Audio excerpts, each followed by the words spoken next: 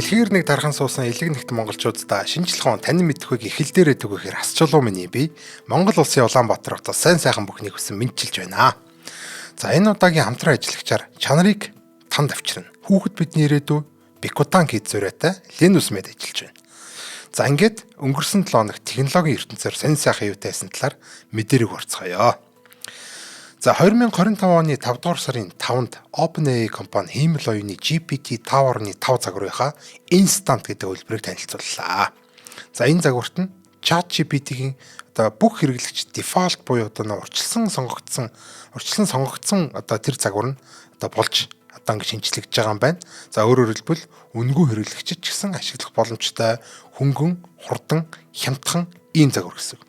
За өмнө нь бол төлбөр төлөөгүй альсгүй өдөр тутамдаа хурдан хариулт авахыг хүссэн бүх хэрэглэгчид бол GPT-5.3 Instant гэдэг загварыг ашигладаг байсан.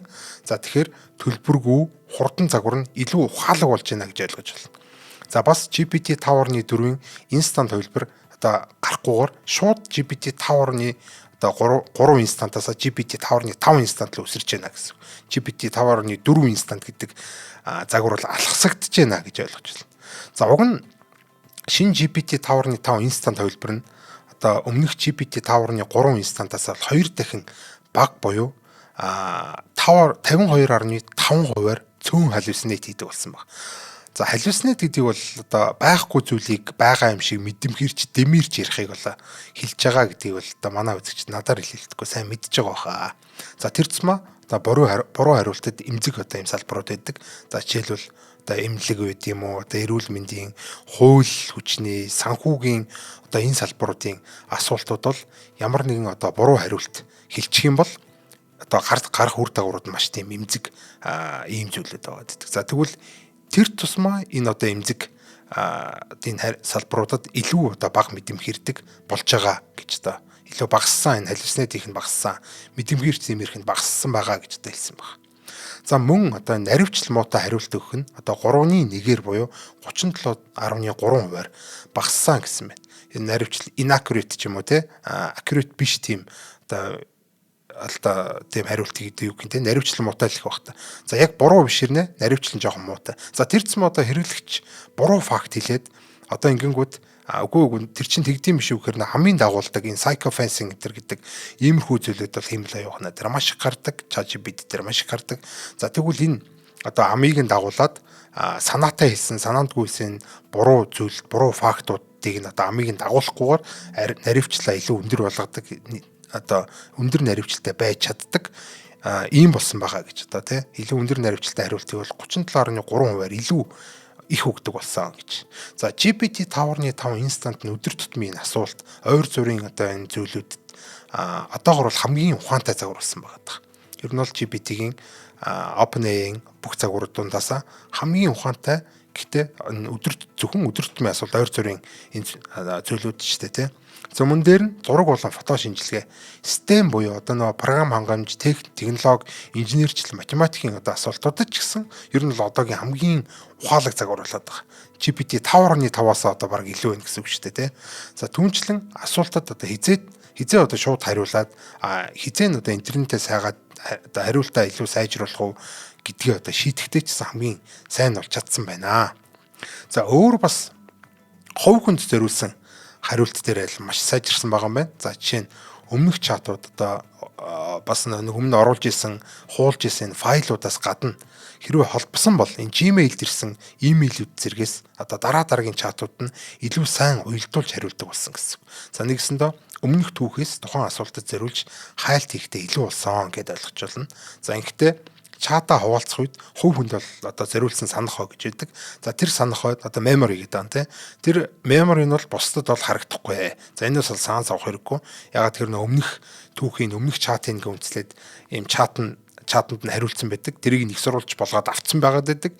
Гэтэл нэг найздаа чатыг шеэрлдэг шүү дээ. За энэ би ингэж чатлсан чат байна гэдэг найздаа ч юм уу таньдаг хүндээ шеэрлэнгүүт нөгөө memory цуг ингээ ороод ирнэ гэсэн асуудал байхгүй гэсэн үг. За мөн төр зургийн буюу temporary chat гэж байдаг.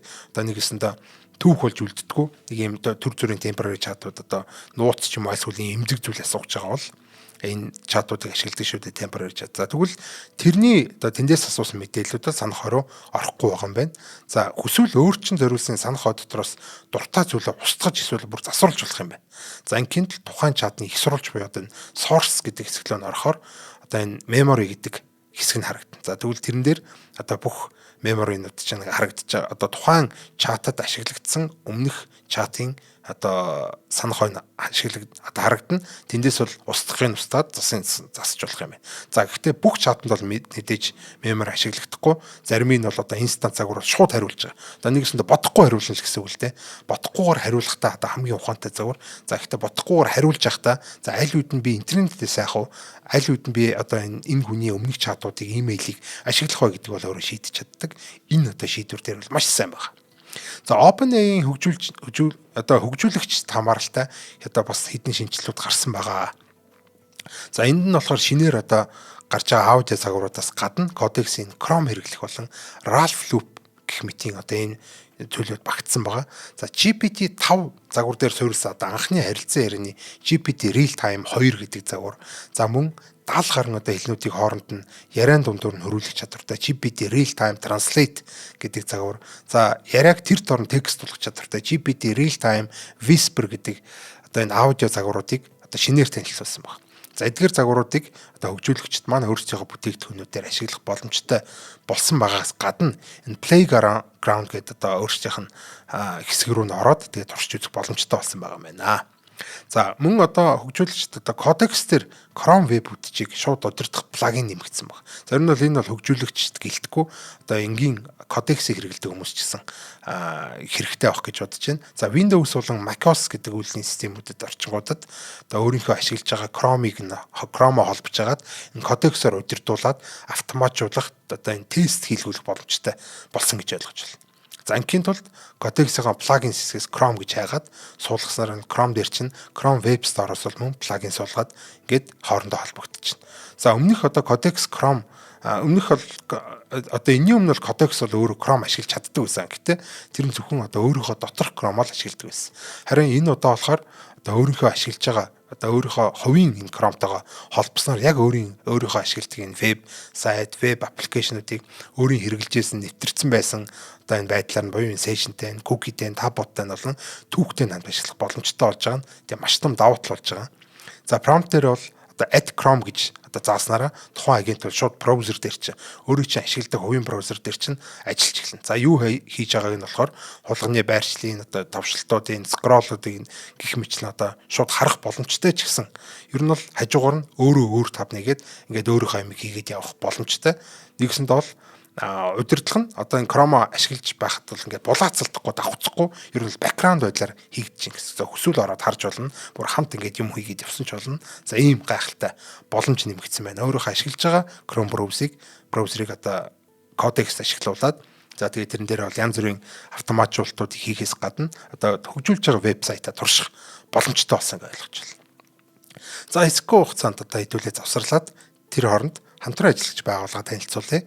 За манай энэ удаагийн хамтран ажиллагч байгууллагаар чанарыг танд авчирна хүүхд бүрт бидний ирээдүйн Bikotan Kids уриатай Linus Med хамтран ажиллаж байгаа. За 15 төрлийн эрдэс витамин агуулсан ийм мультивитамин дээр нэмэх нь ийм ашигтай бактери агуулснараа ийм давуу тал ихтэй ийм бүтээгдэхүүн байгаа. За энэ хүүхдийн дархлаа болон өсөлтийг дэмжинэ гэдэг. За мөн дээр нь бодисын солилцоо завагч дэмжинэ, тархины үйл ажиллагааг хүртэл дэмжинэ. Ашигтай бактери нь бол энэ хоол боловсруулах эргэтийн системийн үйл ажиллагааг бас тэнцвэржүүлж дэмжинэ. За хайрцаг дотор бол 14 ширхэгтэй ийм саше буюу нунтаг хэлбэртэй. Тэгээ 1-3 насны хүүхэд бол өдөрт 1 утыг уучхад болно. За 4 болон түүнээс дээш насны хүүхдүүд бол 1-2 утыг бол өдөр болгон тарган дайруулаад ингээ уугаад хэрглэж ийм гайхалтай бүтээгдэхүүнийг бол хүүхдүүд санал болгож байгаа. За хаяг байршлын хувьд болохоор health point болон бүх эмийн сангуудаар худалдаалагдж байгаа юм байна. За илүү дэлгэрэнгүй мэдээллийг 8003 5191 9934 9717 гэдэг утаснуудаас авч болохоос гадна Alkaloid Mongolia Facebook pages авах боломжтой байгаа юм байна. За Linus Med-тэй хамтран ажилласанд маш их баярлалаа. За цаашаа бол ингээд OpenAI-ийн хөгжүүлэгчтэй өөр бас нэг одоо OpenAI-с гадна юм мэдээ. За тэр бол GitHub-аас гаргасан Spec Kit гэдэг ингээд нэг шин одоо spec driven development гэж байдаг. За ийм зүйлийг бол хөгжүүлэгч зориулсан нээлттэй хэм байдлаар ийм kit гаргасан байна. За энэ сүүлийн үед бол газар авдаг энэ vibe coding буюу огт код бичгүүгээр хиймэл оюунаар бүтээгдэхүүний тэр чигт надад гаргуулдаг ийм хөгжүүлэлтийн арга барил бол хөгжүүлэгч биш хүмүүсийн дунд маш их түгэнд илэрсэн баг. За харамсалтай нь одоо ерөнхийдөө бол хиймэл оюухан нэг л ингээл ашиглаад код хичүүлээд өөрөө огт кодонд гар орохгүй л хөгжүүлэлтэй гэдэг гэсэн үг шүү дээ. За гэхдээ энэ харамсалтай нь энэ арга барил нь одоо бүтлгүүтэх магадлал маш өндөр. Одоо 98%-аас дээш. За тэр цэма хөгжүүлэлтийн хэдий ч нэ удаан хийгдэн төдий ч нэ бүтлгүүтдгээр юм алдартай юм туршилт байгаа. Тэгэхээр маш цөөхөн хэдэн мянган vibe кодруудтай л гэхэд тэндээс бол ингээд 10хан ширхэг л одоо тий одоо амжилттай юм бүтээгдэхүүн гарч ирэн тэр 10-ын нь дахиад одоо 9 нь цаашаа хөгжүүлэлтэн бүтлгүүтээд зөвхөн нэг нь л одоо амжилттай гэх мэтлэн одоо ийм одоо өндөр магадлалаар бүтлгүүтдэг.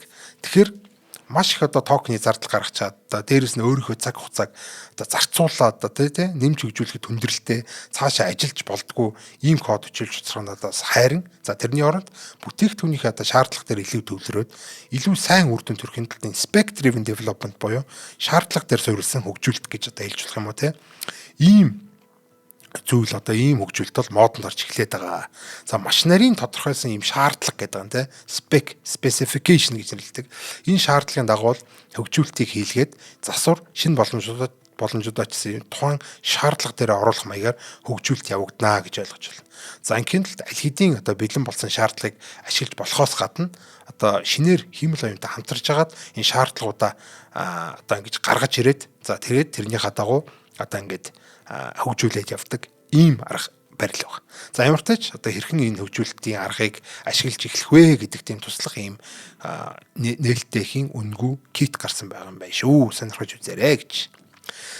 За дараагийн мэдээ бол Anthropic-ийн одоо cloud-тай холбоотой юм мэдээлэл байна. За cloud-ыг Microsoft-ийн Office-ийн програмууд болох энэ Word, Excel, PowerPoint болон энэ Outlook гэдэг имэйлийн програмууд дээр ашиглах боломжтой болсон байгаа юм байна. За Microsoft 365 болон Outlook дээр энэ cloud-ыг суулгаснараа одоо энэ хүснэгт шинжилгээ хийх, текст уншуулах, хүснэгт болон график диаграмуудыг зуруулах, тухайн бичиг баримт слайдуудтай холбоотой асуултуудыг асуух, темплейт бэлдүүлэх, имэйлүүдэд тэгцлүүлэх, имэйл бичүүлэх энтергээд маш олон боломжийг бол хиймэл оюухны агентуудаар хийх боломжтой болж байгаа юм.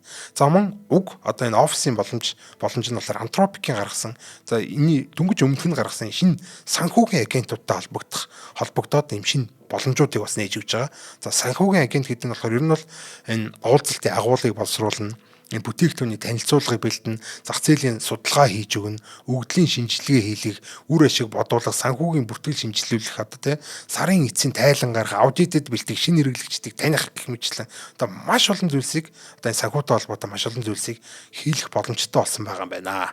За тэгэхээр ийм гайхалтай бүтээгдэхүүнүүдийг бол Anthropic компаниас энэ cloud өөрсдөө хиймэл оюухан дээр гаргасан байна. За дараагийн мэдээ энэ Google-с хөгжүүлэгч зориулан гаргасан юм хоёр бүтээгдэхүүн байна. За Gemma 4 гэдэг загвар байдаг. За Gemma 4 загварыг бол multi token prediction гэдэг аргыг ашиглаад илүү хурдан болох аргыг танилцуулсан байна Google-с. За нээлттэй загварууд дондоо бол нэлээд тэргүүлдэг энэ Gemma 4 гэдэг гайхалтай юм модель гэж байгаа. За гар утсан дээр одоо хүчин чадал муутай хязгаарлагдмал ийм компьютерүүд дээр хувийн компьютерүүд дээр ажиллаж чаддгаар маш том давуу талтай ийм хиймэл оюун байгаа. За тэгвэл нэг дор олон токен гаргадаг multi token prediction гэдэг энэ аргыг ашиглаад илүү хурдан ашигладаг болох боломжийг Google-ийн маань олгож байгаа юм байна. За нэгэсэндээ энийг одоо зөвлөлт хэлэх юм бол энэ одоогийн хиймэл оюунууд бол ихэнх нь бүгдээрээ л ер нь трансформер загварууд гэдэг байгаа шүү дээ. Дараагийнхаа нэг үгийг л таамагладаг. Тэгээд тэрнийхээ дараа дахиад дараагийнх нь гэдэг нэг үгээр нь таамагладаг бол multi token prediction гэдэг нь 2 3 4 үгээр ингээд зэрэг таамаглаа ингээд явдаг болохоор илүү хурдан ингээд болох боломжтой болгож. За мөн одоо Google-с одоо бичиг баримт текст файлуудыг оруулаад хиймэл оюуны үр дүндээ ашиглах боломжийг олгодог Gemini API-ийн file search tool гэдэг ийм багаж нь multi model болж байгааг танилцуулсан байна. За RAG гэж нэрлэдэг те. Одоо энэ Retrieval Augmented Generation буюу энэ RAG гэд товчилж нэрлэдэг байгаа. За энэ нь болохоор юу гэсэн үг вэ? Ер нь бол текстийг бол вектор ийм тоо болгож хувиргаад ийм өгдлийн бааз үүсгээд за тэндээсээ хиймэл оюун одоо хайлт хийгээд өөрийнхөө асуултад одоо хариулт бэлтгэхэд бэлтгэх боловсруулахдаа одоо ашиглах боломжийг бол олгодог ийм зүйл байна. За ингэснээр бол компаниуд ч юм уу хувь хүмүүс өөрсдийнхөө дотоод файлууд болон тухайн асуултуудтай холбоотой өгөгдлийг одоо хиймэл оюунаар дамжуулаад одоо тэр шууд файлуудтайгаа харилцах альсгүй одоо тэндээс өгдөл хайх боломж өгдөг. За тэгвэл энэ удаа Gemini Embed-ийн 2 гэдэг ийм шинэ одоо энэ векторчлдэг загвар байна. За энэ загвар нь болохоор өмнө нь бол зөвхөн одоо энэ текстийг л одоо ингэж вектор болгодог гэсэн бол энэ удаад зураг, дуу, видео гэх мэт одоо энэ мультимодал файлуудыг текстэйгээ цуг ингэж вектор болгож чаддаг болсон. За энэ шинээр гараа ашиглаад текст файлуудаас гадна зөвхөн одоо энэ текст файлууд биш зураг, дуу, видеотой хиймэл оюунаар дамжуулж харилцах, дотроос нь хайлт хийх, боловсруулах ийм боломжийг олгож байгаа. За сүүлийн мэдээ бол хятад болон квантын компьютер гарсантай холбоотой байна. За 4-р үеийн квант компьютер бүтээсэн гэдэг. За Heife гэдэг хотын одоо Origin Quantum гэдэг компаниас Ukun 180 гэдэг ийм шинэ квант компьютер бүтээсэн. За Ukun гэдэг бол одоо манай нөгөө Сарамгчингийн хан Ukon шүү дээ те. За Ukon 180 гэдэг ийм загварыг бүтээсэн. За энэ нь болохоор хятадын квант компьютерийн одоо хөгжүүлэлтийн төлөвлөгөө road map гэдэг юм те. Тэрнийх нь 4-р үеийн квант компьютер гэж одоо явж байгаа. 180 логик биттэй болон 251 алдаа зурлах физик бит бүхий энэ одоо квант компьютер нь хиймэл оюуны сургалтыг сайжруулах зорилттой гэдэг маш онцлогтой юм байна. За энэ хүрээд манай мэдээллийн хөтөлбөр манд өндөрлж байна. Дараагийн 7 хоногт техник технологи хиймэл оюуны ертөнцөөр одоо илүү олон гой мэдээлэлтэй иргэн иргье уулзцаая гэж одоо ерөөл тавиад өндөрлөе. Баярлалаа баяртай.